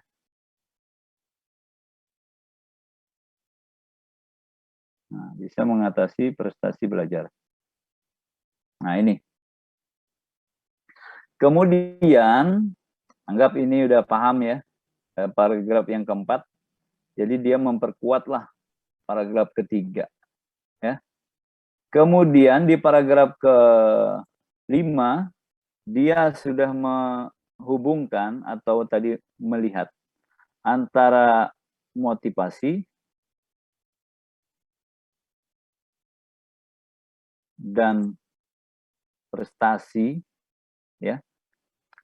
Ternyata banyak penelitian sebelumnya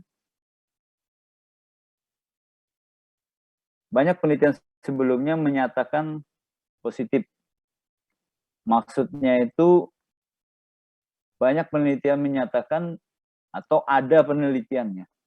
Kalau banyak nanti Anda atau ada aja. Ada penelitian sebelumnya yang menyebutkan ini positif. Maksudnya antara motivasi itu benar sudah membuat prestasi, tapi belum di tempat ini. Yang di sana di Aceh atau di Papua. Tapi belum di Lokulu ini belum ada yang meneliti di Lokulu nih, ya. Nah, atau yang meneliti di Samarinda seberang ini belum ada. Tapi yang di sana itu udah ada. Ternyata positif. Nah, kemudian kita tambahkan lagi minimal ya ada 2 atau 3 memperkuat argumen kita bahwa motivasi itu dan prestasi. Nah, kemudian kita jangan lupa membuat tujuan penelitian. Atau kalau nanti di judul ini menjadi ada kata-kata apa tuh di sini? Setelah melihat latar belakang atau melihat uraian di atas, seandainya kan. Nah, maka saya tertarik melakukan penelitian. Nah, Sehingga saya mengambil tujuan penelitian adalah untuk mengetahui pengaruh, nah, dan seterusnya, ya. Jadi di bawahnya pasti ada tujuan kita. Karena tadi pokoknya menarik deh pokoknya ini. Ternyata di sana itu sudah positif, di Aceh sudah berhasil, di Semarang sudah ada. Nah, tapi ini belum ada di tempat saya nih, di Tenggarong belum ada, belum meneliti gitu. Maka saya pengen meneliti, ya, paham ya? Jadi di ujungnya itu langsung kita menyebut. Untuk ini maka saya memiliki tujuan penelitian adalah untuk mengetahui pengaruh atau untuk melihat seberapa besar atau berapa signifikan, nanti dilihat hipotesisnya. Untuk mengetahui pengaruh pokoknya, atau untuk melihat signifikansi, ya kan, bisa segala macam lah, nanti boleh ini bentuk-bentuknya. Pokoknya tujuannya apa? Ya, tujuannya yang jelas tujuan kuantitatif kalau di sini. Ya, oke, saudara sekalian, mungkin ada yang mau ditanyakan tentang apa nih, trik-trik membuat latar belakang secara sederhana. Ya, di mana letak di sini ada letak teoritis, ada empiris, semuanya ada hubungannya juga dengan bagaimana kita membaca teori-teori, ya. Mohon maaf ini zoom-nya agak panjang supaya agak jelas dulu, ya. Kalau berikutnya udah jelas tinggal tugas-tugas kan. Nah, nanti kalau tugas langsung bingung kan, Pak, loh saya nggak paham Pak, ini kok langsung ada tugas membuat latar belakang. Karena saya nggak paham ya, saya ini Pak, pakai ilmu kepepet. Ilmu kepepet adalah dengan 3 jari. Tekan kontrol, tekan C, dan tekan V. Ya, C, V. Itu ilmu kepepet. Nah, jadi insya Allah ya, sudah paham atau gimana? Atau ada yang masih... Kira-kira kalau udah saya tugaskan bisa ya buat ini ya? Jadi mohon maaf Pak, ini disuruh buat terbelakang atau rumus salah? Terbelakang dulu sayang. Nanti setelah itu baru membuat rumusan dan membuat tujuan. Nah, tapi ini karena kita arahnya ke artikel, rumusan nggak terlalu disinggung di sini, ya. Tujuan nggak terlalu disinggung. Karena ini sebuah latar belakang yang ya latar belakang untuk bahan di latar belakang, pokoknya makalah gitu ya, atau ya, sebuah artikel lah nanti.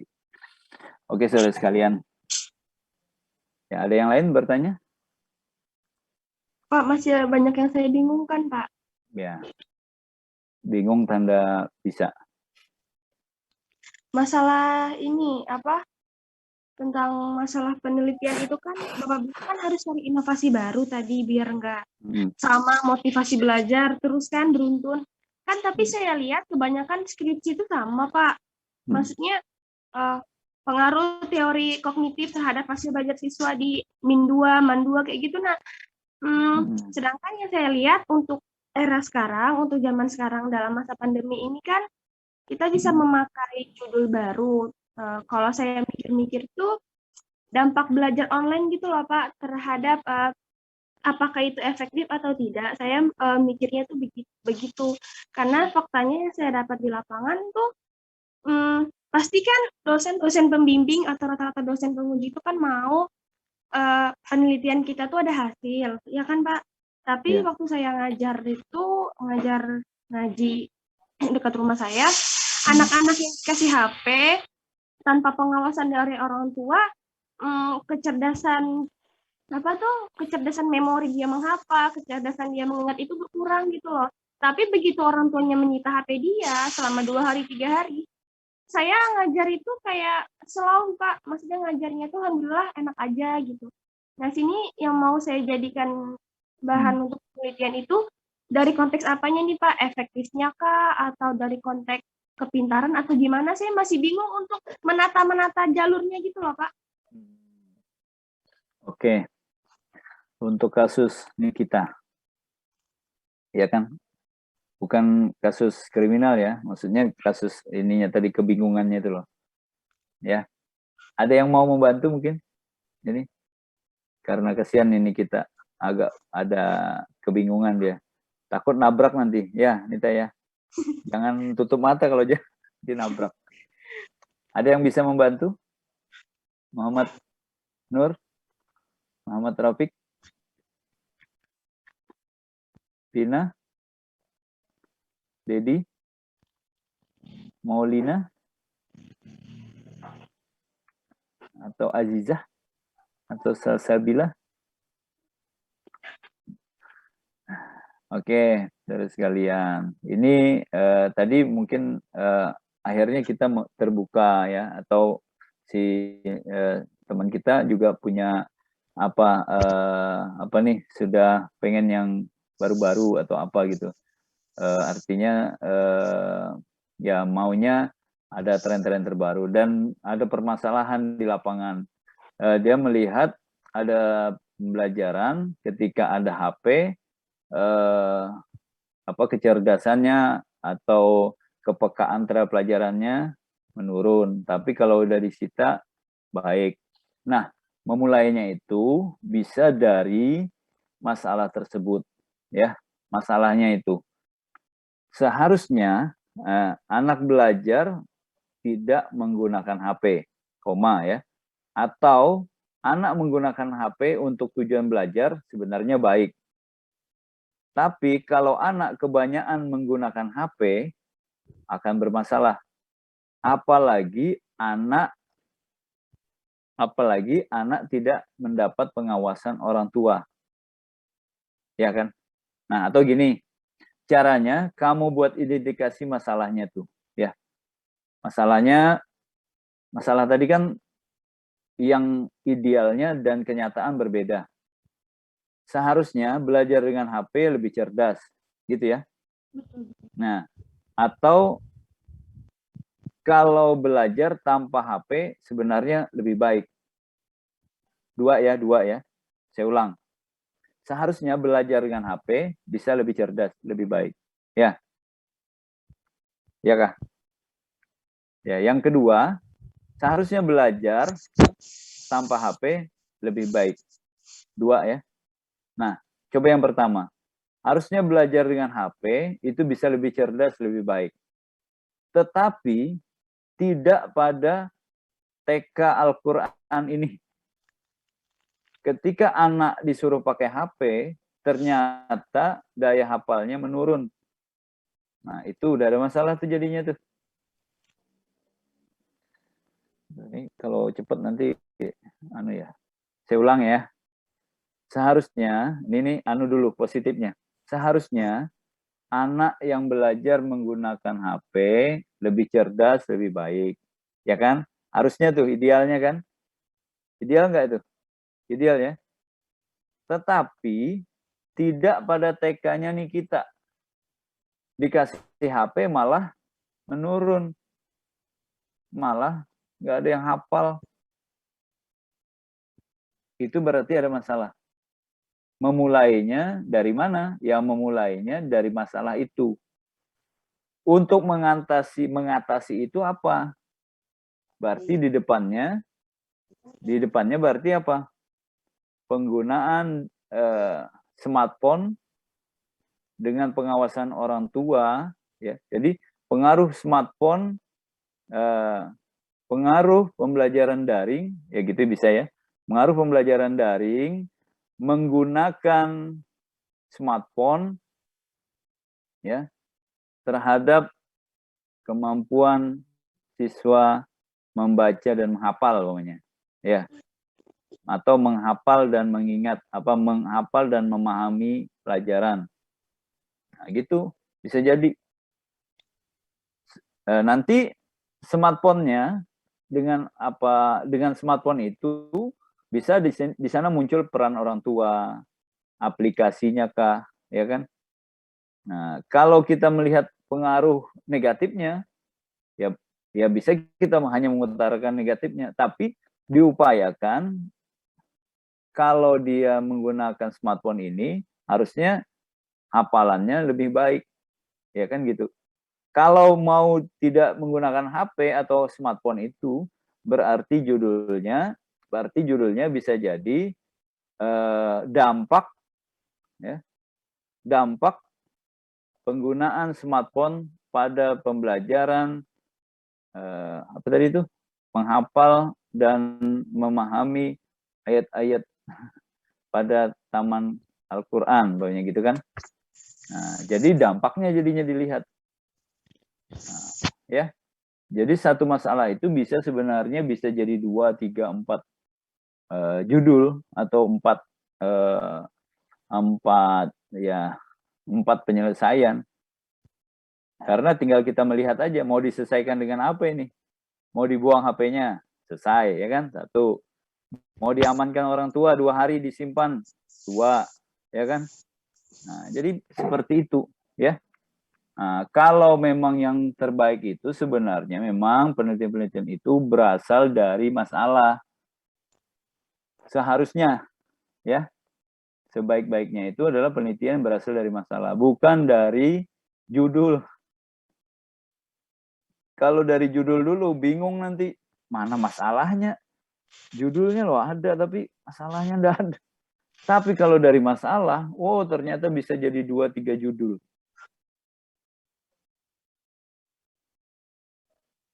Paham lah. Kayak kasusnya nih kita. Kalau nanti ini kurang paham, nanti kita ingatkan lagi berikutnya ya. Pertemuan berikutnya. Atau ada gimana nih kita? Terus kalau menentukan variabel yang tadi Bapak jelaskan itu sama aja kah atau ada perbedaan lagi, Pak?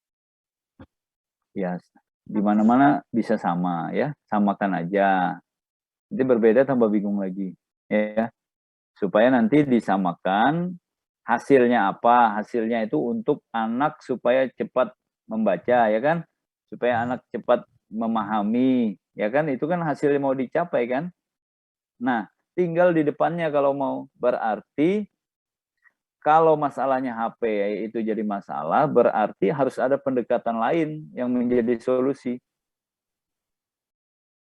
Ya, artinya apa? Pendekatan penggunaan smartphone dengan pembatasan atau didampingi orang tua terhadap kemampuan siswa membaca dan menghafal pada TK Al-Quran ini, gitu. Ya, ternyata kalau dibatasi atau didampingi itu hasilnya bagus. Nah, kayak gitu nanti ya. Jadi bisa gitu. Kalau berbasis masalah, insya Allah banyak judulnya, ya. Kalau berbasis judul, sulit cari masalah. Nah, coba biasanya seperti itu. Saya biasanya atau teman-teman yang lain kan bisa nanya, apa masalahnya? Nanti supaya muncul judulnya, ya. Saya dulu kan buat judul, belajar buat judul. Bu, masalah saya itu siswa itu kalau disuruh membuat gambar, lambat idenya. Terus masalahnya gimana? Ya, masalahnya tuh mahasiswa itu lambat keluar idenya, gagasannya. Nah, kemudian biasanya saya kalau mengajar, saya rangsang dengan atau saya bantu dengan melihat contoh-contoh di Instagram. Nah, maka judul saya itu adalah pembelajaran berbantuan Instagram. Ya, jadi pengaruh creative learning, user experience, pengaruh creative learning dan user experience berbantuan Instagram terhadap kemampuan ini gitu, ya. Jadi itu bisa jadi alat bantu kayak gitu, ya. Jadi kayak tadi, ini kita umpamanya ada mau metodenya kah dengan bantuan smartphone. Smartphone-nya ini nanti di bawahnya diuraikan, di dalamnya diuraikan bahwa ini harus didampingi dan harus ada pembatasan supaya hasilnya baik. Smartphone yang tidak didampingi ini akan bermasalah gitu. Nah, bisa jadi kayak gitu tuh. Jadi banyak hal-hal yang menarik jadinya. Ya. Sampai situ dulu ya. Yang kedua, kalau ada ide-ide itu ditulis ya. Ide-idenya ditulis ya. Masalahnya kemampuan mengingatnya juga kita masalah jadinya nih kita. Kemampuan kita mengingat ini juga masalah jadinya. Terbatas. Jadi mau nggak mau harus ditulis. Nah, saya loh punya catatan tuh banyak betul coret-coretan, malah ditempel di dinding-dinding asrama saya, kamar saya tuh saya tempel ini kreatif, ini apa, kolaboratif, ini apa, semua saya tempel. Yang mana nanti ini supaya saya ingat yang mana, jadi harus kayak gitu jadinya ya. Nah, karena belum tentu yang ada masalah-masalah itu juga itu yang akan kita pakai nanti membuat penelitian kita. Bisa jadi nanti ada lagi yang lain-lain. Nah, maka perlu apa? Perlu membaca. Ya, perlu membaca. Oke, saudara sekalian, tugas ini jangan takut untuk salah, dikerjakan aja, nanti dibuat aja. Ya, dibuat saja dan saya akan mereviewnya, membacanya, membantu untuk mereviewnya. Nah, kemudian untuk alat bantu berikutnya, karena kita berikutnya ini akan bicara tentang teori, ya, letak teori yang ada di kuantitatif, maka saya minta saudara harus punya Mendeley, ya, harus punya referensi Mendeley, ya. Ada yang sudah tahu? Ada yang sudah menggunakan Mendeley,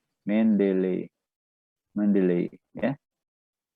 Mendeley ini untuk membantu kita nanti menggunakan mencari atau membaca teori-teori, membantu Anda supaya bisa membaca, banyak membaca. Saya awal kemarin ngomong ya, kalau mau meneliti itu meneliti dan membaca itu sama dengan makan dan BAB. Makan saja tidak BAB, gimana gitu. Kalau BAB aja nggak ada makan, apa yang di BAB kan? Meneliti, mau meneliti, ketemu masalah, tapi nggak ada bacaan, nggak bisa, nggak tahu gimana caranya itu. Jadi harus ada membaca, ya, minimal. Nah, nanti cara membacanya pertemuan berikutnya, ya. Nanti ada hubungannya supaya kita bisa membaca teori-teori, ya, supaya membaca teori-teori. Gunakan Mendeley. Mungkin saya nggak bisa membantu Anda untuk menjelaskan Mendeley, tapi nanti saya bantu kalau ada yang masalah. Tapi PR berikutnya juga, Anda download Mendeley, install Mendeley di laptop masing-masing. Ya. Kalau ada yang beralasan tidak punya laptop, saya terima. Tapi berpengaruh dengan kualitas karya Anda. Ya. Begitu ya. Idenya bagus, tapi nggak menggunakan Mendeley, wah kayaknya sayur kurang waluh, kurang labunya, sayurnya ada tapi nggak ada buah-buahnya atau nggak ada garamnya, ya. Nah, jadi gunakan Mendeley, ya. Ini Mendeley, cari di Google, cari di YouTube, ya. Jadi saya tugaskan aja ya. Mohon maaf saya tidak bantu membuat panduannya, pedomannya, supaya kita agak cepat. Jadi berikutnya kita tinggal mereview. Kecuali ada masalah, nanti kita diskusikan berikutnya, ya. Berarti pertemuan berikutnya sudah bisa harus pakai laptop, ya. Ini kurang efektif. Nah, tadi tanyakan efektivitas. Ini kurang efektif kalau menggunakan HP, ya. Bisa pakai HP tapi nggak terlalu efektif. Kecuali Anda mahir, kecuali Anda udah profesional dengan HP Anda. Oke, bisa ya? Bisa dipahami? Bagaimana cara-caranya? Silahkan ikuti di YouTube aja lah. Panduan pedoman cara menginstal Mendeley, cara menggunakan Mendeley. Dan saya tahunya pekan depan itu Anda sudah punya Mendeley. Nggak lama kok ini, paling-paling cuma 1 jam lah, anggap 1 jam udah bisa memakai dan mengoperasikan Mendeley. Nah, saudara sekalian, untuk membantu Mendeley itu, saudara harus punya apa? Harus punya apa nih? Harus punya nanti harus punya artikel, ya. Artikel-artikel itu yang memang bentuknya PDF. Saya membantu di PDF aja. Jangan lupa Anda gunakan Google Scholar. Ini yang minimal. Anda mencari referensi. Sudah dikasih tahu ya? Sudah dikasih tahu juga? Minimal menggunakan Google Scholar. Ingat kan? Di Google ada Google Scholar kayak gini.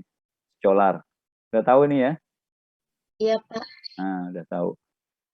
Ya, sudah tahu. Kalau udah tahu, berarti tinggal cari nanti tema-temanya.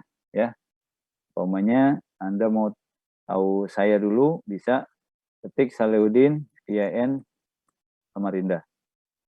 Ya. Ini. Mau tahu dulu, ya kan? Nah, bisa lihat karya-karya saya di Google Scholar. Maksud saya, supaya hasil tulisan kita, tulisan Anda ini, juga nanti bisa terbit dan bisa juga punya di Google Scholar kayak gini. Pokoknya punya Selin, punya Indah, Fatimah, wah keren. Kalau dicari gitu, Fatimah Nurlala. Wah ternyata ada tulisannya di Google Scholar. Ya. Nah, nih mantap jadinya ya. Nah ini kalau punya saya bisa dicari kayak gini. Salahuddin, ini Google Scholar saya. Kalau ini bisa diklik kayak gitu masuk ke Google Scholar jadinya. Ya. Nah ini tulisan-tulisan saya. Perhatikan di sini yang ada PDF ini yang bisa di-download ya. Yang bisa di-download biasanya open access ya. Nah ini yang bisa Anda miliki. Yang bisa Anda miliki artikel-artikel ini dalam bentuk PDF. Nanti hubungannya dengan Mendeley, ya. Nanti dimasukin di Mendeley. Gimana caranya? Coba Anda lihat YouTube nanti, ya. Tapi salah satu alat bantunya artikelnya harus ada juga. Nah, saya hanya bisa membantu di sini dulu nih, mau membantu mengingatkan, ya. Mungkin Anda udah tahu, saya ingatin kembali, ya. Nah, ini kalau untuk mau tahu tulisan saya ada di sini, ya.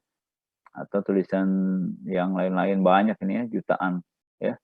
Cuma kalau untuk mencari IAIN Salahuddin ya dapatnya cuma 101 hasilnya, resultnya ya. Nah, kalau yang lain-lain dengan keyword apa tadi, daring, pembelajaran daring, apa tadi itu penggunaan smartphone. Nah, saya menulis juga tuh smartphone, coba lihat di sini. Ada tulisan saya ya tentang smartphone. Mana deh, klik ini aja deh ya. Bentar, setelah ini selesai ya. 10 menit lagi atau 5 menit. Setelah ini selesai. Nah, untuk mengetahui tema-tema kita, nanti saya akan coba membuat tema ya. Temanya ada yang umum, teknologi apa gitu. Kita upayakan nanti tekniknya adalah setidaknya minimal kuantitatif dengan survei mungkin ya. Supaya langsung belajar survei ya, penelitian kuantitatif. Nah, ini Om Saleh, fotonya gini.